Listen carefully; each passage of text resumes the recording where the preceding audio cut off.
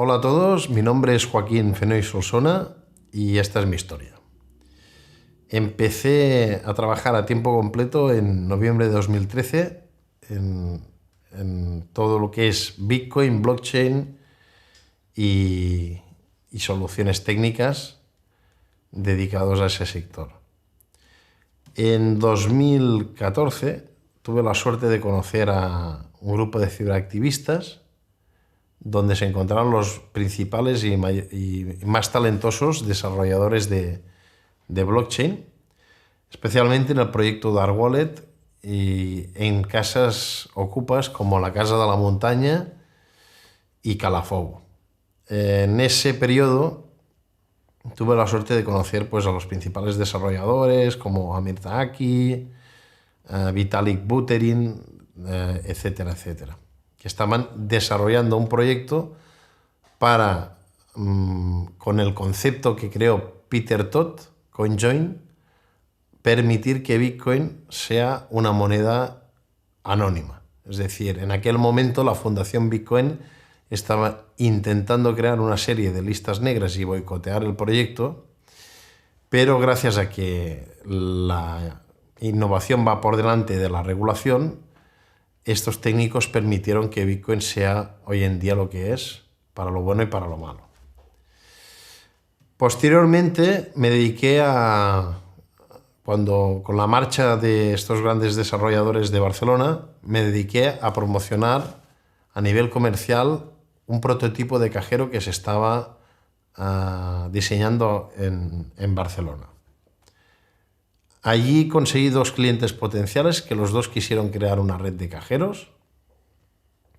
Uno eran los hermanos Miguel Ángel y Jordi Alcaraz, y el otro era Miguel Ángel Pavón y su hijo Néstor, a los cuales les vendí a ambos sus dos primeros cajeros de Bitcoin de esos prototipos que lanzamos. Más adelante ya ahondaré sobre la figura de estos personajes. Coincidimos, yo me mudé a Sant Cugat del Vallès, en esa de Creápolis, en marzo de 2015, justo después del Mobile World Congress, como director técnico y socio al 15% de BitChain, una empresa que estaba dedicada a desarrollar la línea de cajeros que se había iniciado con ese otro grupo de emprendedores que habían ido a Silicon Valley para hacer otro tipo de proyectos de blockchain. Yo seguí con la línea de cajeros y con la búsqueda de capital humano para llevar a cabo proyectos de cajeros y de blockchain. Estuve desde marzo a marzo, o sea, un año, de marzo del 2015 a marzo de 2016, y en esos meses se hizo mucho trabajo, se trajo el capital humano, en buena parte fue de la empresa ChipChap de Castellón, junto con ellos y con promesas rotas sobre los administradores que nos prometían los recursos necesarios para llevar a cabo todo lo que había sobre la mesa, pues se llegó a completar lo que considero con toda la humildad el cajero más sólido de Bitcoins en cuanto técnicamente hablando, en cuanto a minimización de problemas y autonomía. Y en julio de 2015 pudimos hacer el lanzamiento en Atenas con una gran repercusión mediática. Vinieron medios de todo el mundo, en los cuales pues ahí se pudo dar un gran tirón mediático a lo que era la empresa en sí. Al tercer día de estar el cajero operativo tuvimos que cesar las operaciones por el riesgo de que se empezó a mover unos volúmenes que primero no podíamos abastecer y segundo, por el sitio público y la integridad de las personas que nos habían cedido el espacio, pues era una temeridad. Otro factor que hizo saltar las alarmas fue el rumor de que Piraeus Bank, el principal banco de Grecia, tenía la intención de presionar a las Cortes de Atenas para que confiscaran el cajero de manera cautelar hasta que se aclarara la situación legal de Bitcoin en Grecia, porque había empezado a mover un volumen muy grande justo en la semana del control de capitales. Con lo cual, la necesidad en Grecia estaba creada para usar Bitcoin, a diferencia del resto de países donde no dejaba de ser una alternativa, ¿no? Tuvimos que esconder el cajero en un sitio bastante peculiar, un servicio, y al cabo de un mes nos contactó un representante a muy alto nivel de la Iglesia Ortodoxa que nos propuso seguir con la línea de cajeros y solucionar todos los problemas y amenazas legales en Grecia, porque ellos eran los propietarios del Banco Central de Grecia y decían que con ellos no habría ningún tipo de problema a nivel legal, siempre y cuando nos pusiéramos de acuerdo con el tema de las comisiones. Fue en ese punto donde yo vi que la cosa tomaba un cariz demasiado turbio, donde me centré únicamente en buscar una vía logística viable para operar en territorio heleno, porque era justo donde la necesidad estaba creada y los griegos estaban dispuestos a pagar sus comisiones por encima del precio de mercado. Es decir, los griegos no tenían la posibilidad al resto de la Unión Europea de poderse registrar a un exchange y todo el dinero lo tenían que gastar en territorio griego, con lo cual la única posibilidad de saltarse ese bloqueo era comprando bitcoins en territorio local. Eso me llevó a hacer desde julio del 2015 hasta julio-agosto del 16 casi una veintena de viajes, 18 en concreto, cada uno entre 1 a 3 semanas de estancia, intentando buscar las bases legales para constituir la logística y hacer posible el operar telemáticamente, ya que hacerlo de manera local era un riesgo por tener una cantidad de efectivo que era un riesgo tanto para mí como para la operativa en sí. A partir de 2016, la empresa en la que yo estaba, BitChain, unos meses antes había recibido un crédito participativo de 180.000 euros por parte de unos inversores, y justo el día antes, donde los administradores de la empresa creían que iban a recibir una ampliación de capital de 5 millones de euros, se simuló que yo había robado del panel de gestión de ChipChap 24 bitcoins. Afortunadamente lo hicieron con sus limitaciones técnicas, lo cual pude demostrar y dejar retratado que en ningún modo había podido ser yo el autor de dar esa orden. Y de hecho el 28 de septiembre de 2018 esa causa se ha archivado en el juzgado de Rubí. La otra causa de los 180.000 euros llegará el juicio en mayo de 2019, es decir, 4 años y 2 meses después de los hechos. Bueno, en junio de 2016 empecé a trabajar para Miguel Ángel Pavón y su hijo Néstor para seguir la línea y los contactos que había hecho en los viajes anteriores en Atenas. Ese mes me sirvió para darme cuenta de que lo único que pretendían era quedarse con la cartera de clientes, los contactos que había podido hacer en esa etapa y el modelo de negocio. Así que en solo un mes, cotizado en esa empresa, decidí dejar la compañía y quedé, digamos, con con mis recursos propios, modestos en aquel momento, siguiendo la línea de intentar replicar operaciones en Grecia. Todo esto fue llevando a que hubiera unos meses de tranquilidad hasta inicios de 2017, donde una cierta inversión, aparte de la mía propia, es decir, nunca se podía proveer la demanda que había en Grecia, al menos por las vías que seguíamos siempre a través de la aplicación Bikerme, que es una aplicación que a los 6 días se autodestruyen los mensajes, y era el operativo que se usaba para decir hay tanta demanda y si puedes implicarte hasta cierta cantidad, pues hay cierta comisión, ¿no? A principios de 2017 estuve empezando a mover algún volumen superior, que no era ya dinero mío, sino dinero ajeno, aparte del mío. Y la locura empezó a partir de abril, donde el Bitcoin se dobló prácticamente de precio. De 600 se pasó a 1.200 euros. Y en mayo y junio ya empezaron a ser cantidades muy grandes, es decir, cantidades de cientos de miles de euros. Antes del fork de Bitcoin Cash, a finales de julio de 2017,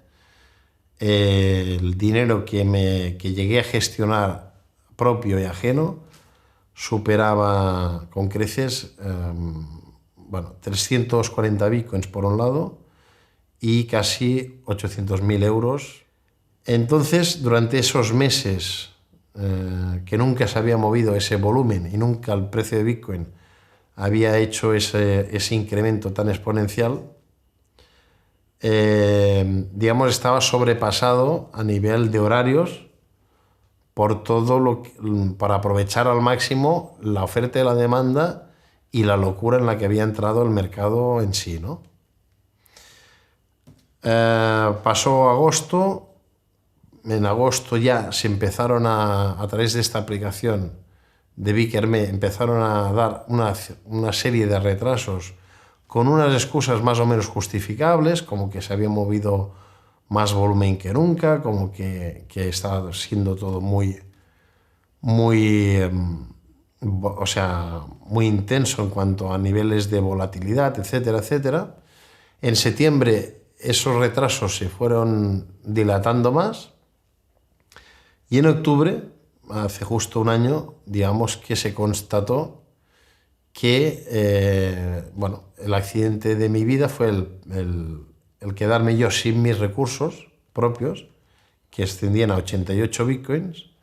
más el capital que se me había dado a gestionar de terceros.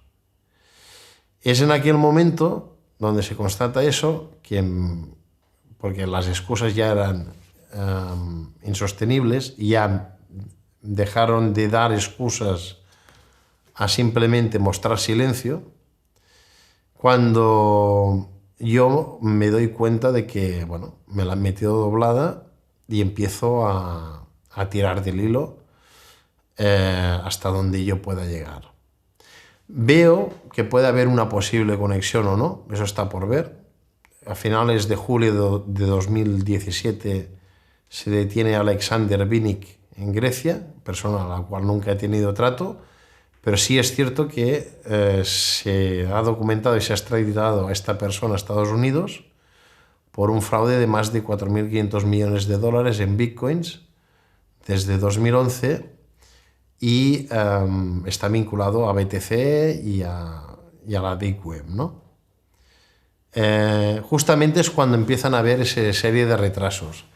pero todo esto son, digamos, indicios que no son pruebas. Lo que son pruebas es lo que os comentaré a continuación. Es decir, lo que es indemostrable es quién metió la mano en esa cadena de custodia, si la metió afectado por lo que le pasó a Alexander Vinnik o aprovechó ese accidente para justificar que ese puede ser uno de los motivos. Pero sea como fuera, una vez arruinado yo y personas que me habían confiado su capital, me pongo a intentar darle la vuelta. Y descubro que entre esas personas, porque el comercial que me proveyó de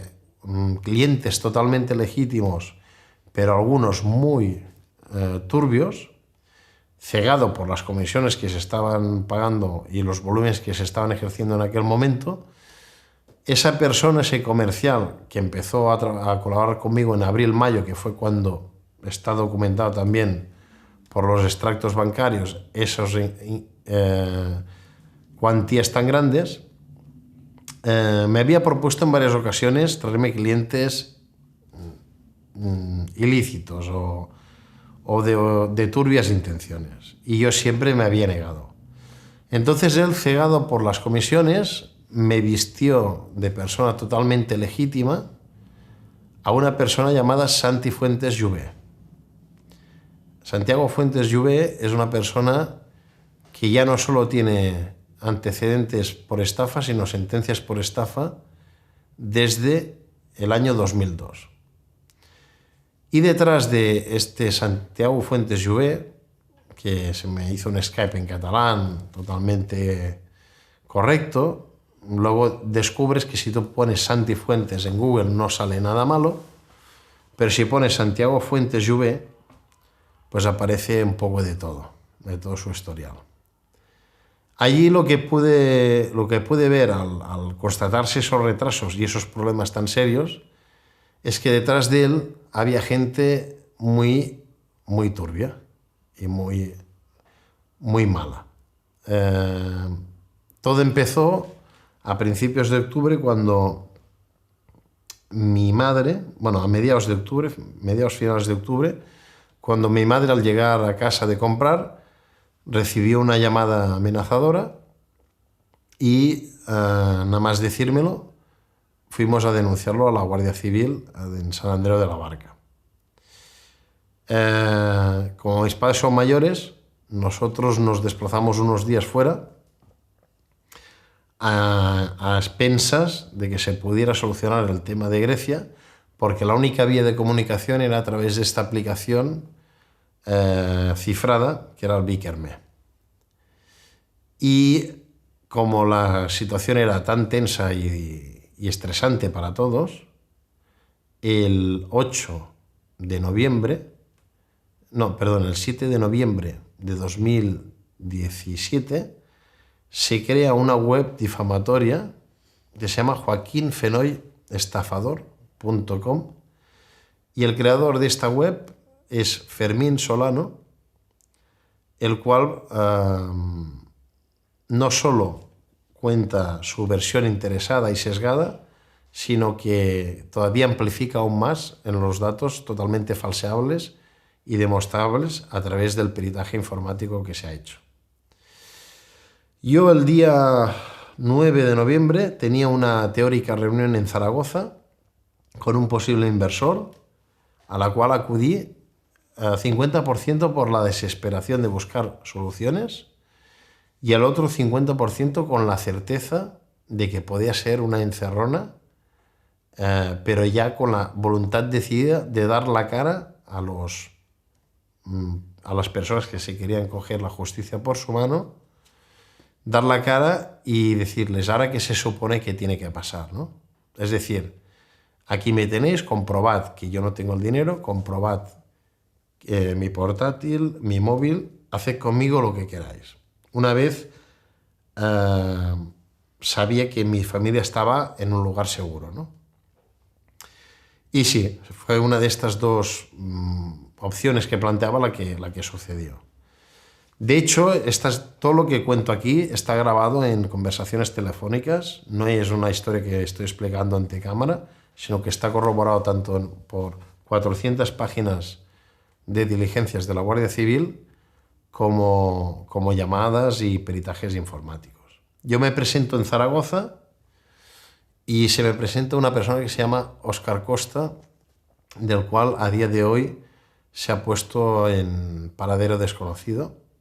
porque ha sido la única de las personas identificadas en el vídeo de mi secuestro que una vez declarado a la Guardia Civil, ya se ha negado a declarar al juzgado y no se sabe su paradero. Cuando yo llego a Zaragoza, este Óscar Costa me hace sentar en un sitio estratégicamente elegido y aparecen de manera espontánea, uno a uno, Santi Fuentes por un lado,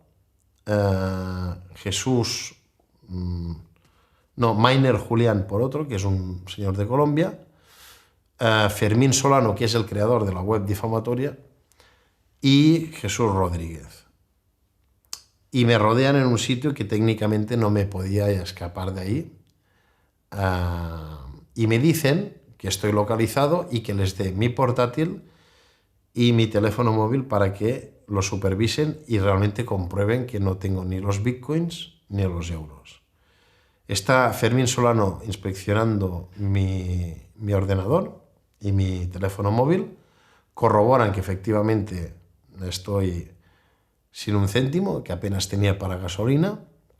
y entonces me hacen una propuesta, que es que me vaya con ellos, porque si salgo de allí por mi propia voluntad ya me tienen localizado y ya han montado un operativo para secuestrarme, ¿no? Esa es la única alternativa que tenía ante ello. En la barra había otro señor que estaba con ellos, que en la propia grabación de la Guardia Civil se ve cómo se queda cenando luego de que yo me vaya a Barcelona con Mainer Julián, un señor de Colombia, y Santi Fuentes.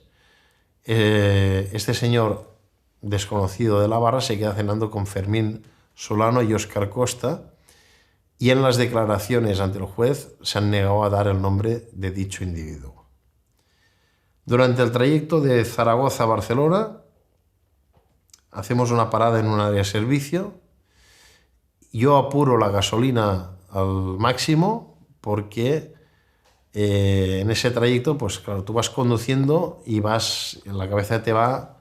a 1000 por hora, ¿no? Y sabía que en la área de servicio de la Porta de Barcelona, dirección Barcelona, en ese lavabo de esa gasolinera, había que pedir la llave para ir al servicio. A pesar de que ellos se quedan con mis pertenencias, con mi portátil, y revisan todo lo que hago con mi móvil, ellos necesitan para el día siguiente que les consiga 1 millón de euros en bitcoins porque tienen un cliente en Madrid que quiere hacer la compra de esa cuantía.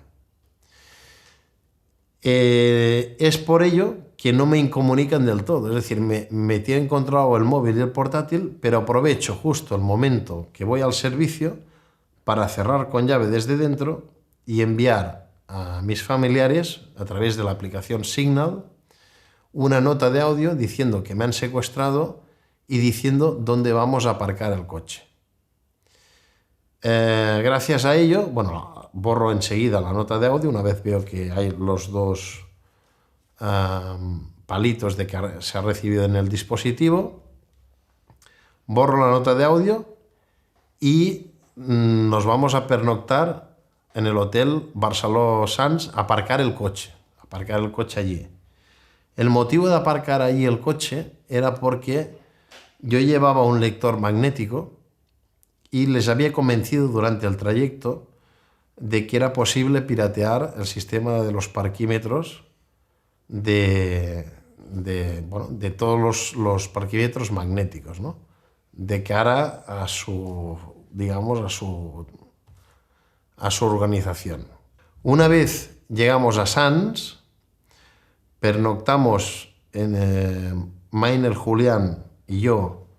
en el Hotel Ofelia, y al día siguiente ya habían alquilado un piso que vete a saber quién hubiera estado allí, ¿no? Durante la mañana yo estaba intentando hacer lo que me estaban obligando a hacer, es decir, proveerles de esa cuantía de bitcoins que necesitaban para un cliente que está dispuesto a pagarlo en efectivo en Madrid, y recibí la llamada de la Guardia Civil de Navarra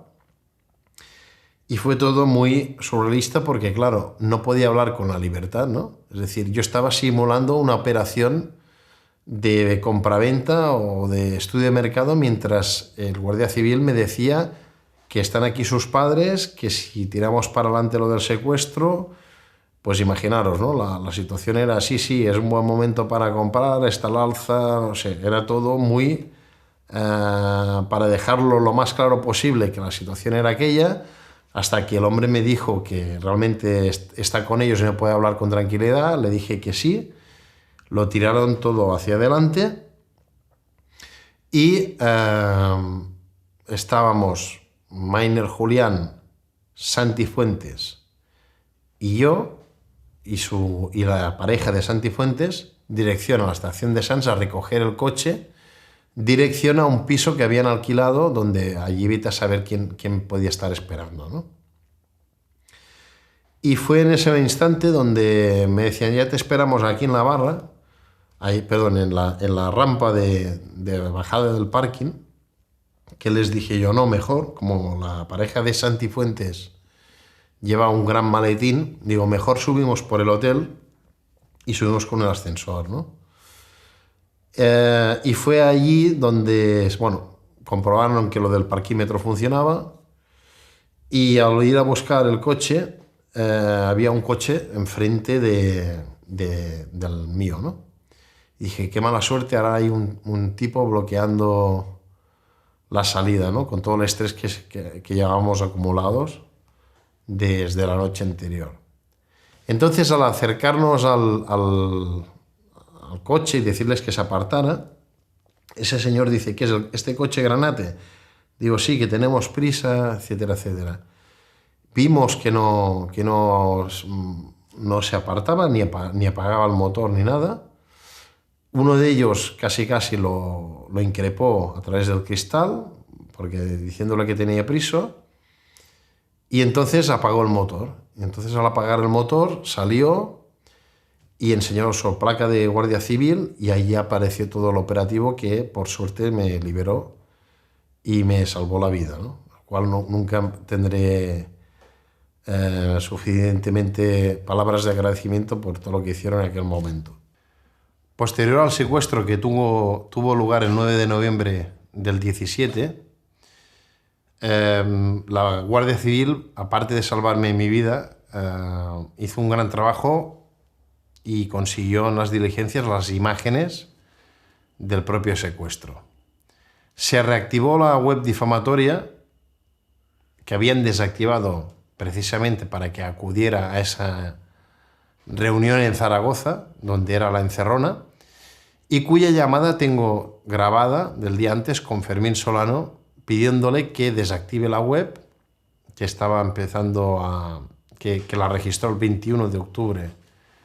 de 2017 y que la estaba empezando a explotar a principios de noviembre.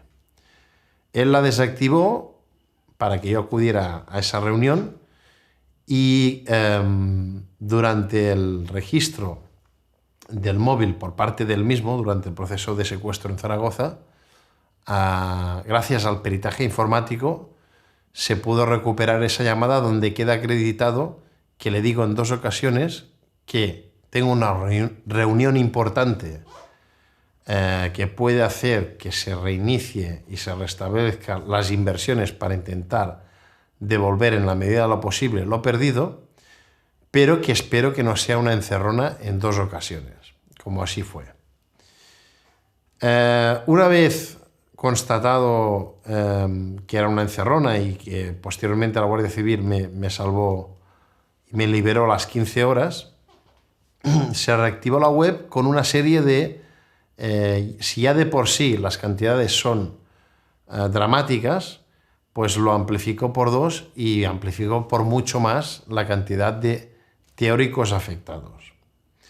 con el fin de que en caso de que me pasara algo, antes de que yo ratificara el secuestro el 18 de diciembre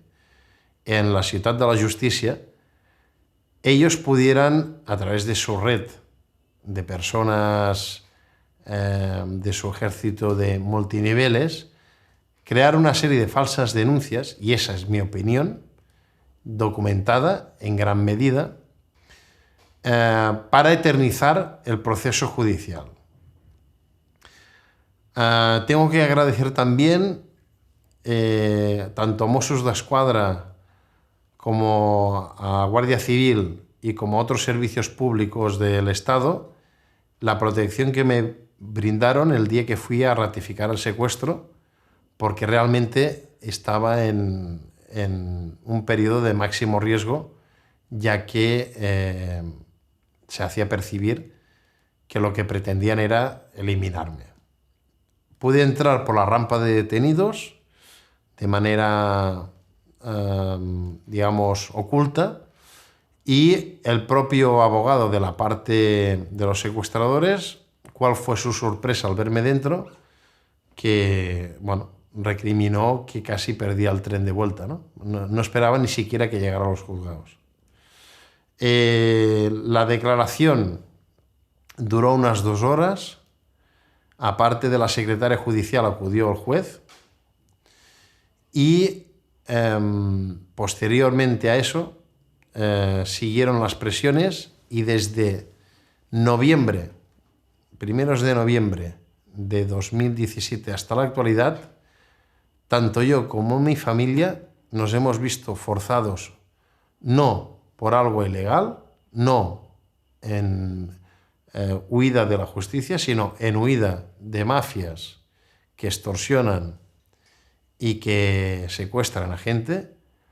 a vivir en la clandestinidad y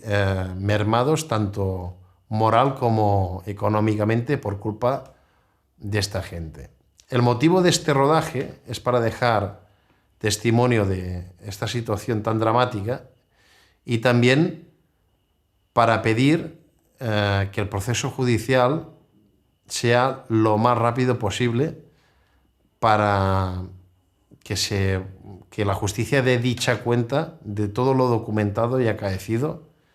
en este año que está siendo muy dramático tanto para mí como para mi familia. En la parte constructiva, ante un problema tan grande, lo único que te queda cuando lo pierdes todo es tu experiencia y tus conocimientos. Y gracias a ello, gracias a gente que he conocido en estos más de 5 años en el mundo de Bitcoin y blockchain, gente a la que en su día también ayudé de manera desinteresada, pues hemos creado un proyecto que, sin querer sonar a presuntuoso, creemos que tiene un potencial importante y que puede generar los ingresos suficientes como para devolver el dinero perdido a los inversores legítimos. De esta nueva empresa yo tengo el 21,5%, del cual irá íntegramente todos sus beneficios hasta cubrir dicha deuda a los afectados. También quiero decir que en octubre, noviembre de 2017, previo al secuestro, Miguel Pavón envió unos mensajes diciéndome y advirtiéndome que habían ido unos colombianos preguntando por mí y que si no le enviaba un Bitcoin en aquel momento, como había trabajado un mes para él y tenía una nómina, le iba a dar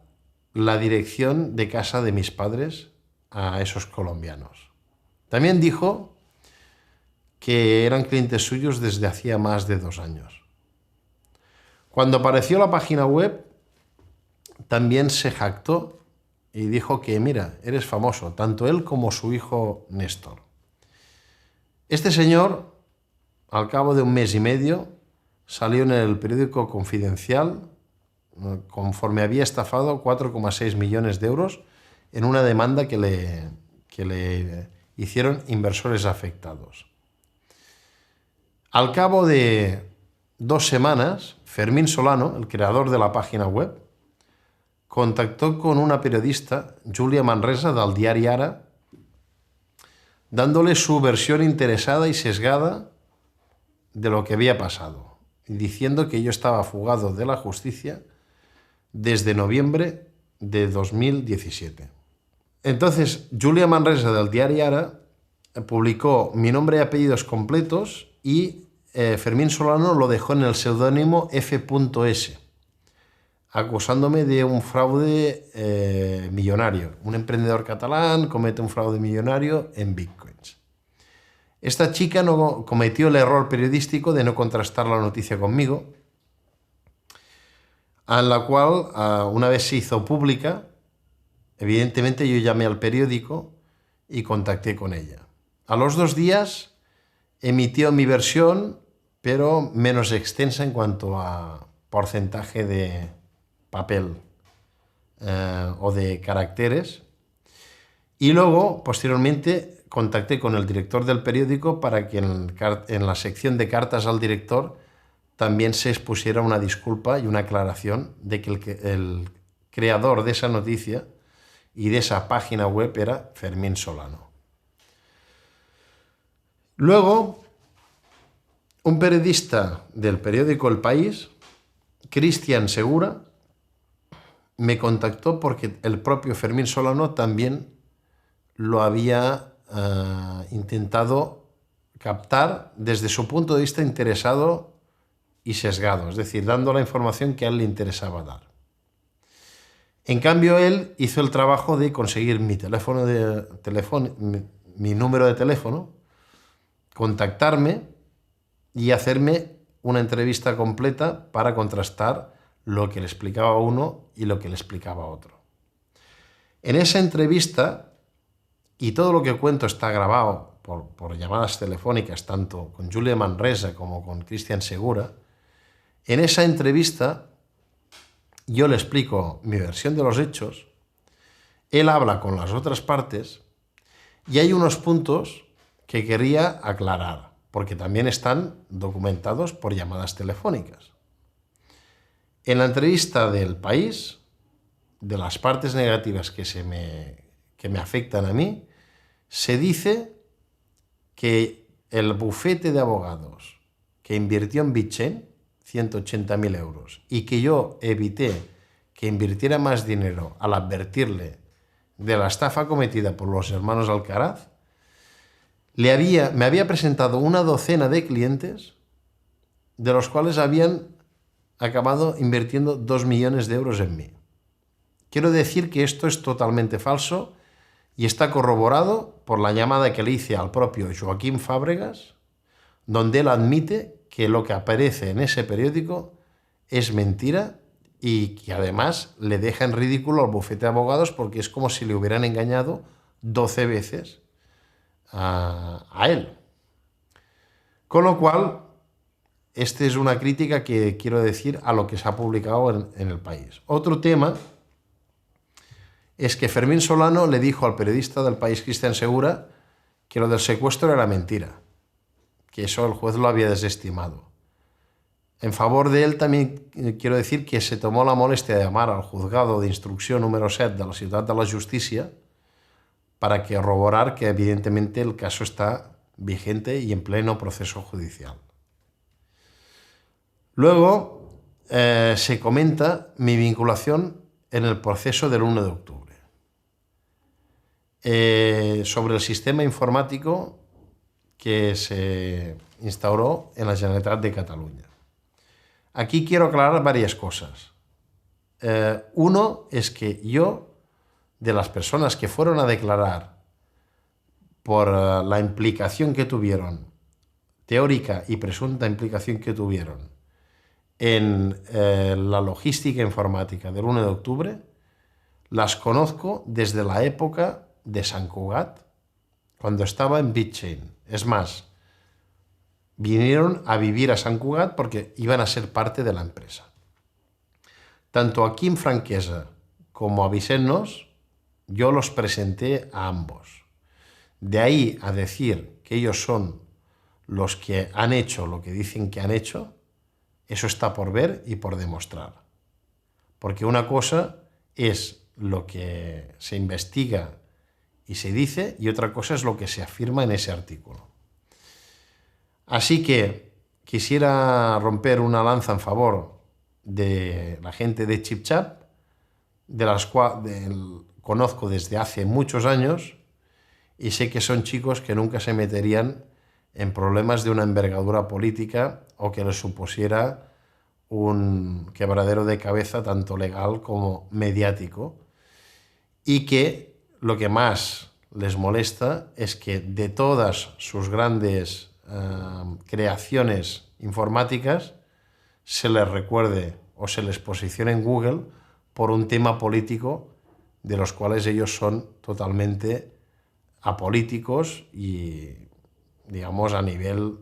me atrevería a decir, antisistema establecido. Así que ahí se hizo un mix mediático donde se puso mi historia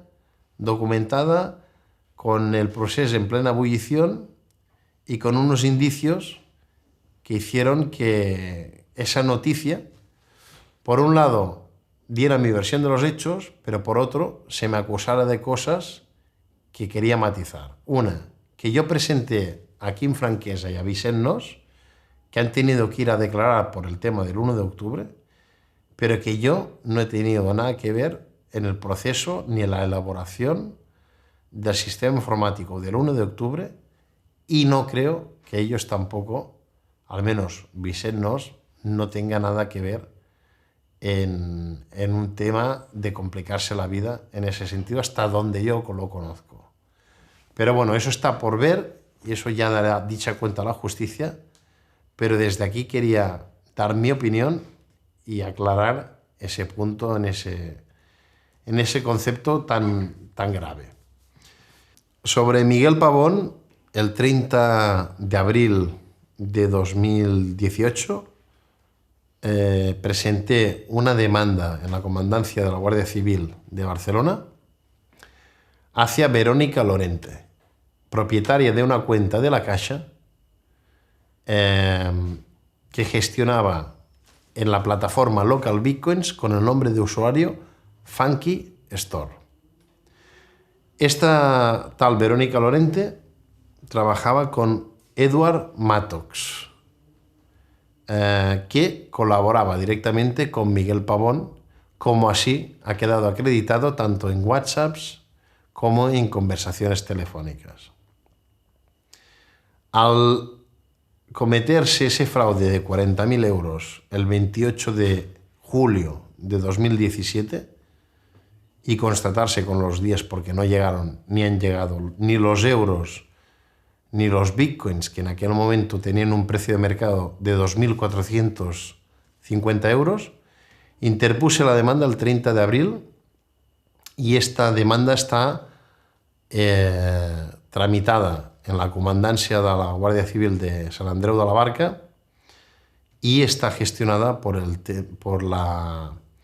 sección de delitos económicos. Espero que tanto yo como mi familia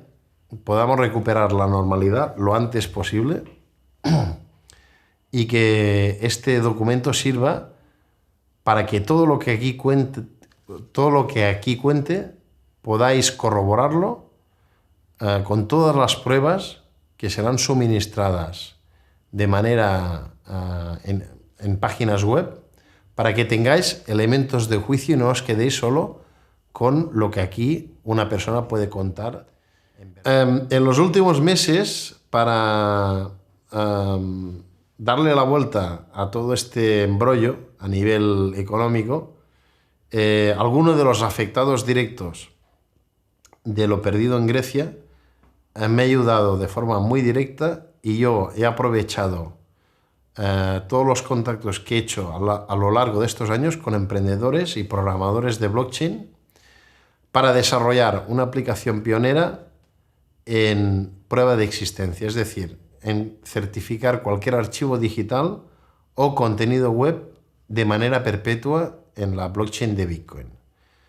Esto permitirá, aparte de que en mi caso dejar constancia más allá de la vida de un servidor o del pago de un servidor de internet, en la blockchain de Bitcoin, todo, las llamadas telefónicas, WhatsApps, contenidos webs, etcétera, etcétera, que uno se pueda imaginar. Y es aplicable a muchos campos, es decir, la lista de posibilidades es infinita porque puedes certificar cualquier tipo de cosas. Si alguien te difama en Internet, puede un precio muy bajo, puedes tener documentado y complementarlo luego con los sistemas tradicionales, pero ningún perito informático te podrá negar que tal día, tal hora, en esa dirección web, esa era la captura del contenido que había en ella. Así que, sin más, espero que se haga justicia y que todo lo pasado no caiga en saco roto. La primera versión de la web difamatoria se ofrecía una recompensa por información sobre mi paradero de 500 euros, lo cual constituye otro delito de amenazas por parte de Fermín Solano. A pesar de que él lo haya borrado, hay constancia y está documentado en el peritaje informático, así como en la blockchain de Bitcoin, que te permite certificar cualquier archivo digital o contenido web. Por otro lado, estos días se ha presentado en sociedad en Andorra dicha plataforma de certificación y no han tardado nada los individuos que participaron en el secuestro en intentar desacreditar su funcionamiento. De hecho, el día que colgamos la primera demo, en marzo de 2018, 3 personas, no tardaron ni 12 horas porque la hice desde mi canal de YouTube, en tratar de boicotear y difamar dicha aplicación, que evidentemente ahí está para quien quiera probar su valía o no. Estas 3 personas fueron Fermín Solano, Guillermo Mancho Cantero, que fue la persona que conozco desde 2013 del tema de minería y que me preparó la encerrona del bar de Zaragoza, al fiarme de él. Y también Santiago Fuentes, Juvé, que aparte de escribir una frase también menospreciando el producto, la hizo en tono amenazadora y con ello quebrantó la orden de alejamiento y de prohibición de comunicación que tenía desde el día que los detuvieron a raíz de mi secuestro en el hotel Barceló Sants, donde me liberó la Guardia Civil. Si de algo tiene que servir toda esta desgracia que estoy viviendo yo y mi familia, es para, primero, a los afectados que se han tomado este accidente desde un punto de vista constructivo, agradecerles la confianza y mi voluntad más decidida a que así acabe siendo. A los que se lo han tomado por la parte más destructiva, espero que la justicia dé dicha cuenta y también el juicio social también se acuerde de ellos por sus actos. Y a toda la gente que está metido o se está iniciando en el criptomundo, que tenga mucho cuidado con todo lo que se ofrece en él. Que no hay, que la palabra ICO es una palabra que, de ser de un origen totalmente legítimo, hoy en día se ha prostituido prácticamente, ya que más del 90% acaban siendo estafas o multiniveles o de otro tipo. Sobre todo, no invirtáis vuestro tiempo y dinero si no tenéis vastos conocimientos y comprobáis que detrás de cada proyecto hay gente legítima, corroboréis la identidad de las mismas y no seáis víctimas de toda la maldad que se ha ido integrando en este mundo en los 2 últimos años. Gracias.